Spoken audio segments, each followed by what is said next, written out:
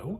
I thought today we would read a poem by the American poet Edna St. Vincent Millay, who was born in Maine in 1892, who died in 1950, and who I guess became quite famous and made a big splash in the 20s in Greenwich Village in New York, where she became famous as a enthusiastic, energetic performer of her own poetry.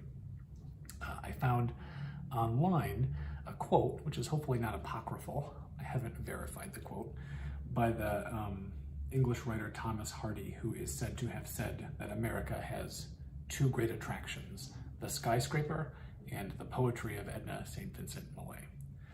She was also quite well known for her uncompromising lifestyle, openly bisexual person, and unapologetically feminist. So just one of these extraordinary figures from American history who lived life on their own terms in such an admirable way, all the way back a century ago.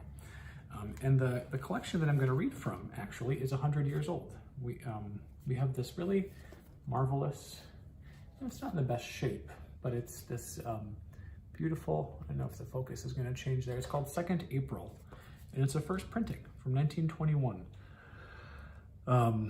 Which is one of these mystery books in our collection where we don't know where it came from or when we got it, but we're grateful to have it.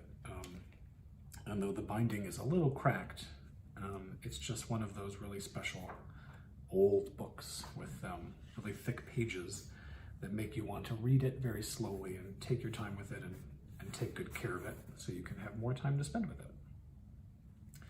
And in terms of the poetry of Edna St. Vincent Millay, I think something notable is it is beautiful and lovely and carefully constructed to be so, lyrical. But at the same time, in subject matter, it reminds me of the Margaret Atwood, actually, that we were looking at yesterday. I see a certain sympathy between those two poets in terms of the fact that she was really concerned with again, this kind of uncompromising way of looking at the world, unsentimental, unsparing. She's kind of obsessed with death.